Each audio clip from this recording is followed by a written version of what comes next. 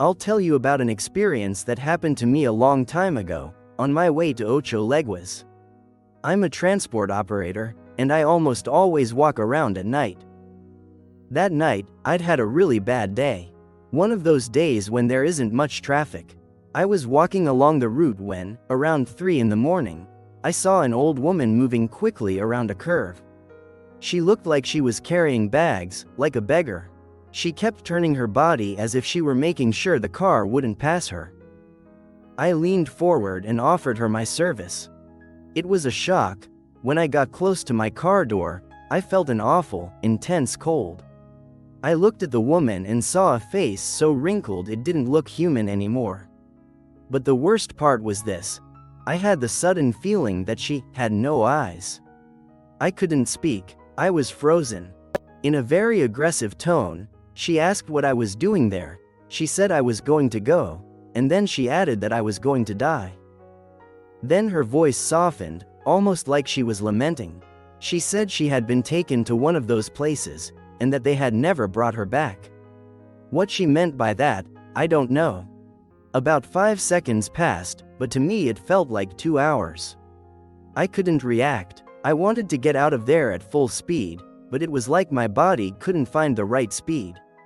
When I finally managed to leave, I drove off in a hurry. At that exact moment, I felt a deathly silence. And when I got away, the roosters began to sing.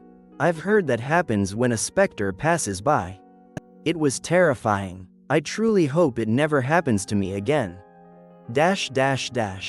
When I was around 10 years old, my family moved to a house in a very old neighborhood in the city.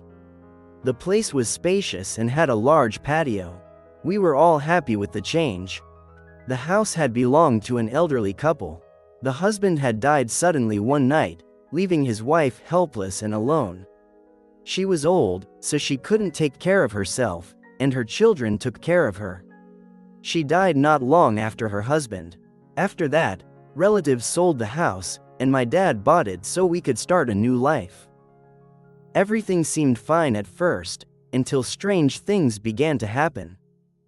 The first night I slept there, I woke up at dawn. I was distressed, gripped by a strange fear. I sat up in bed and my breathing was difficult. My heart was pounding like crazy. I started panicking because I thought I was getting sick. Then blood seemed to rush from my head, and I felt cramps spreading all over my body. When I looked out the window of my room, I saw a humanoid shadow outside, very tall, curled up as if it had no legs, staring at me through the mirror-like reflection inside the window. It had no face. It was like a black stain shaped like something that was just standing there, fixed on me. Pure terror stopped me from moving. I was so afraid I didn't even dare reach for the light switch. My body felt paralyzed. I watched, spellbound, as those shapes seemed to take form around me. Then I was no longer where I was supposed to be. But my heart was still pounding. I was sweating heavily. It took several minutes before I could move again and regain my breath. When I could, I lay down and covered myself with sheets up to my head. I started praying, the prayers I knew, though I couldn't remember them fully. Those prayers I had never really learned. Somehow I fell asleep. In the morning, I woke up when my mom called me to go to school. During breakfast, I told her what had happened the night before. Somehow she believed me. She promised that same day she would put curtains on my window, and she was sure that after that, I wouldn't wake up from a nightmare again. I wanted to tell her it wasn't a dream, but I had to go to school. When I came back, the curtains were already installed. They were dark, and for some reason they calmed me down. That night, I fell asleep peacefully.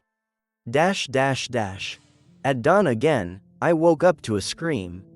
It was my mom. She was hysterical, scared, shouting for some reason. When I entered my parents' bedroom, my mom looked terrified, while my dad stared out the window, restless. "What did you see? What or who did you see?"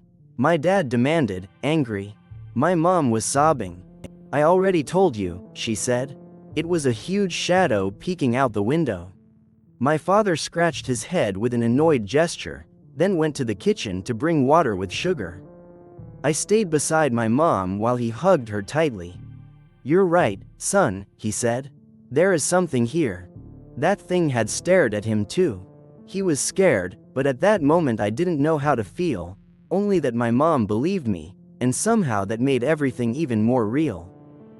We didn't stay in that house for long. My mom had a nervous breakdown, and it took a while before she could separate from my dad. Even now, I still think about those days. What would it be like to live with something like that always there? I never found an explanation. And to this day, I keep waking up at night. Sometimes I sweat like crazy, because it feels like something is watching me.